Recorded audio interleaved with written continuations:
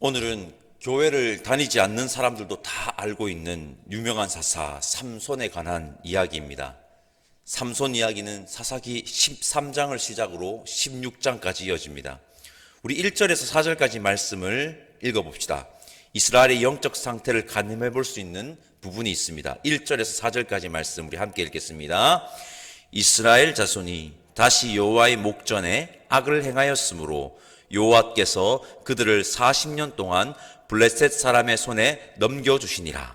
소라 땅에 단 지파의 가족 중에 마노아라 이름하는 자가 있더라. 그의 아내가 임신하지 못하므로 출산하지 못하더니 여호와의 사자가 그 여인에게 나타나서 그에게 이르시되, 보라, 내가 본래 임신하지 못하므로 출산하지 못하였으나 이제 임신하여 아들을 낳으리니 그러므로 너는 삼과 포도주와 독주를 마시지 말며 어떤 부정한 것도 먹지 말지니라. 아멘. 여러분, 사사기에서 반복되던 이스라엘의 패턴에 뭔가 달라진 게 보입니다. 또 목전에서 악을 행하고 다시 목전에서 악을 행하는 것은 이제 당연한 듯한 느낌까지 들기도 하지만 또 그거 말고 달라진 것이 보입니다. 그것은 좋은 쪽으로의 달라짐이 아니라 점점 더 이스라엘의 영적 상태가 나빠지고 있음을 알려주는 것입니다. 하나가 사라졌는데 바로 이스라엘 백성들의 부르짖음이 사라졌습니다.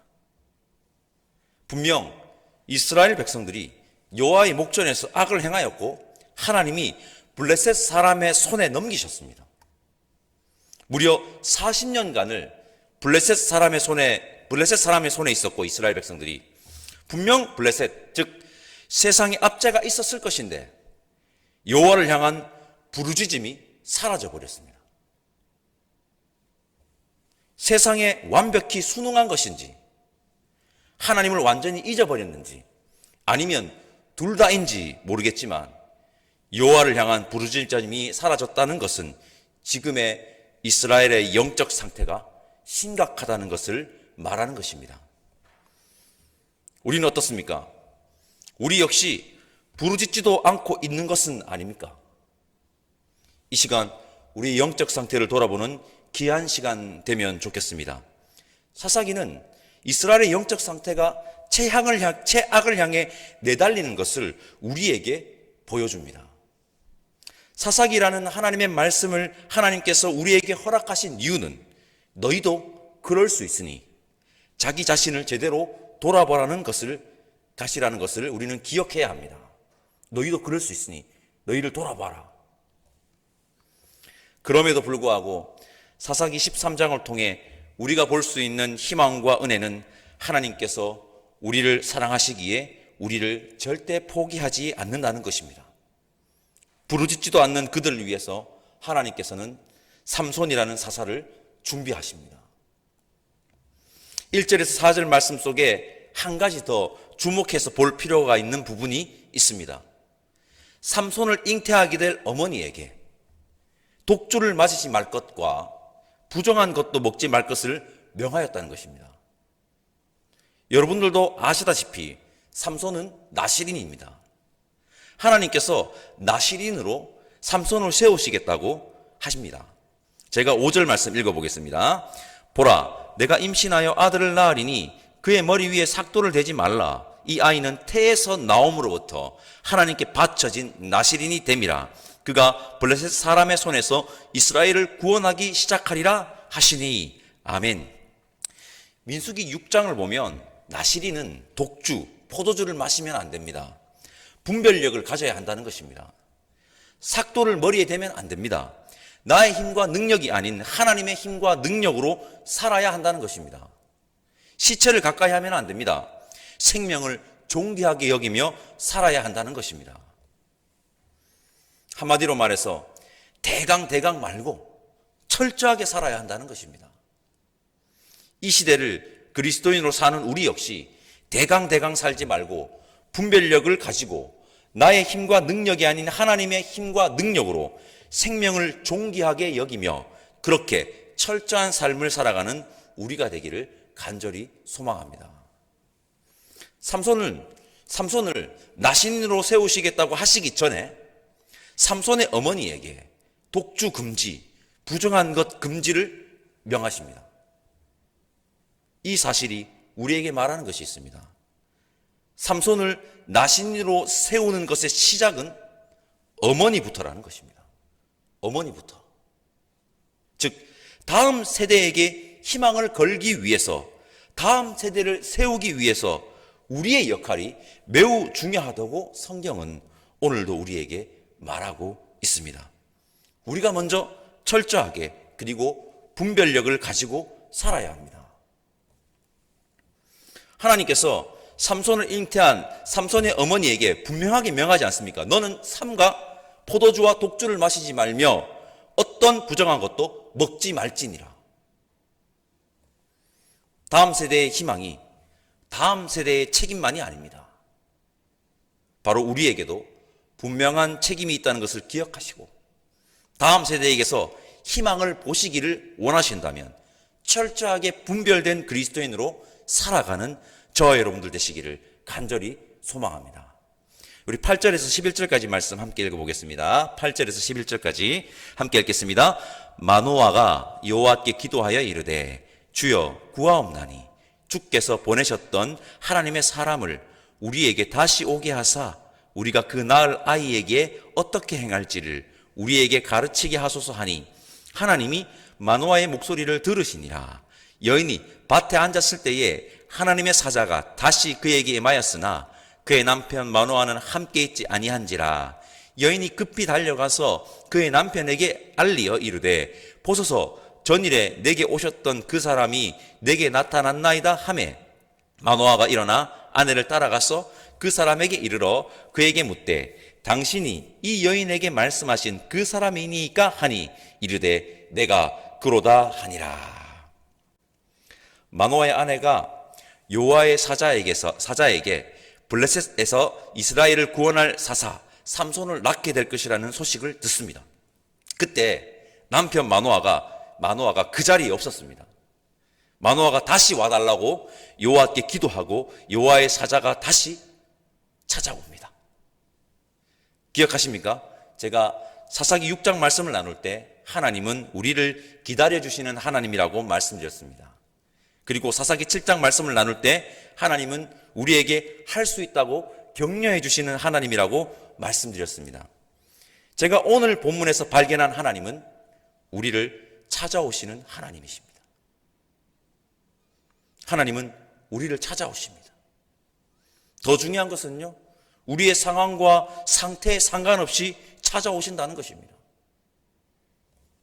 여러분, 하나님은 우리를 기다려주시는 하나님이시고 우리를 격려해 주시는 하나님이시며 우리에게 찾아오시는 하나님이십니다.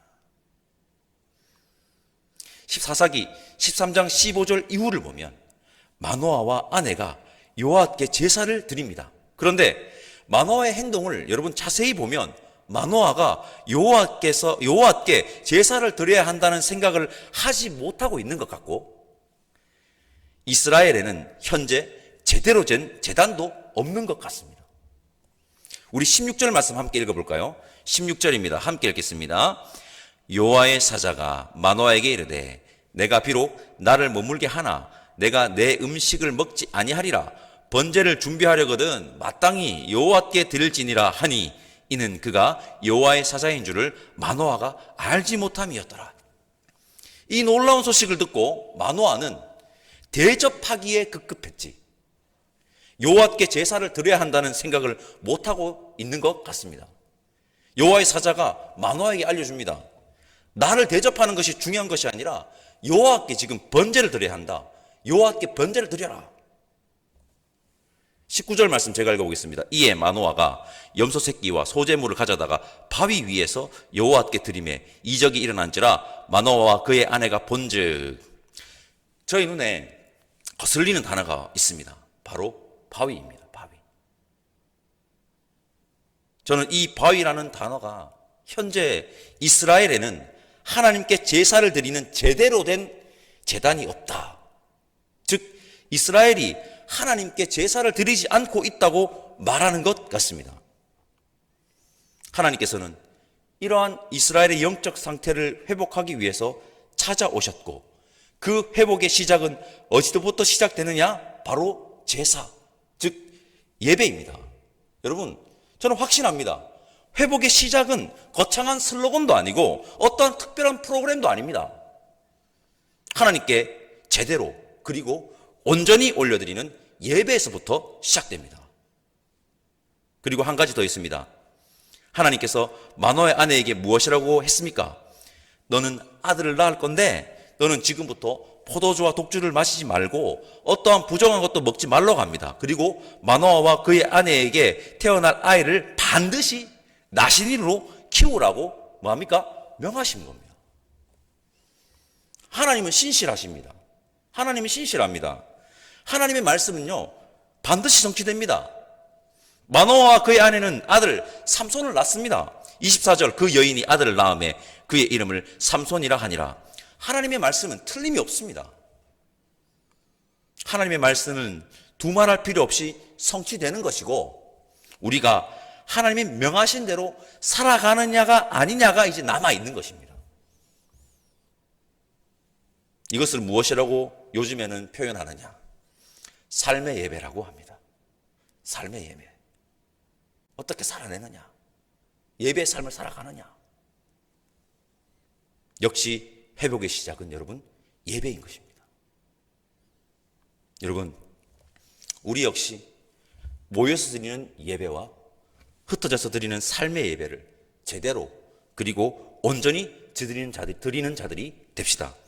이것만이 온전한 회복의 방법이며 이 시대의 희망을 이어가는 방법입니다.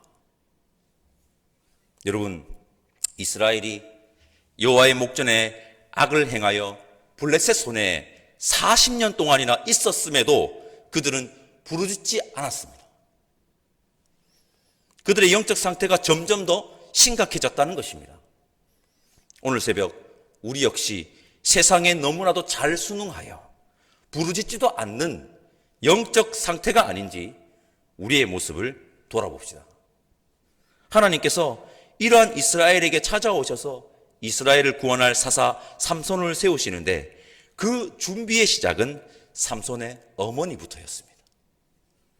우리 역시 다음 세대가 세상을 이길 세상의 희망이 되기 위해서 우리부터 철저하게 분별된 삶을 살아야 함을 기억하고 살아가는 자들이 됩시다. 회복의 시작은 거창한 슬로건도 아니요 특별한 프로그램도 아닙니다. 제사, 즉 예배의 회복에서부터 여러분 시작됩니다. 모여서 드리는 예배와 흩어져서 드리는 삶의 예배들 제대로 그리고 온전히 드리는 그리스도인들이 되어 희망을 보여주고 이어가는 우리가 되기를 간절히 소망합니다. 기도하겠습니다. 우리를 절대 포기하지 않으시는 하나님, 감사합니다. 함께 모여서 예배드리는 우리가 세상의 희망을 이어가는 이 시대의 그리스도인들이 되기를 원하오니 성령 하나님, 우리와 늘 함께하여 주옵소서. 철저하게 분별된 삶을 살아가는 자, 제대로 그리고 온전히 하나님께 예배를 드리는 자가 되어 희망을 이어가는 자가 오늘 함께 모여 예배드리는 우리가 되기를 다시 한번 간구하오니 인도해 주실 것을 바라옵고 감사합니다. 우리를 포기하지 않고 끝까지 사랑하셔서 우리를 위해 이 땅에 오신 예수 그리스도의 이름으로 기도드립니다. 아멘. 하늘에 계신 우리 아버지, 아버지의 이름을 거룩하게 하시며 아버지의 나라가 오게 하시며 아버지의 뜻이 하늘에서와 같이 땅에서도 이루어지게 하소서. 오늘 우리에게 일용할 양식을 주시고 우리가 우리에게 잘못한 사람을 용서하여 준 것 같이 우리 죄를 용서하여 주시고 우리를 시험에 빠지지 않게 하시고 악에서 구하소서. 나라와 권능과 영광이 영원히 아버지의 것입니다. 아멘.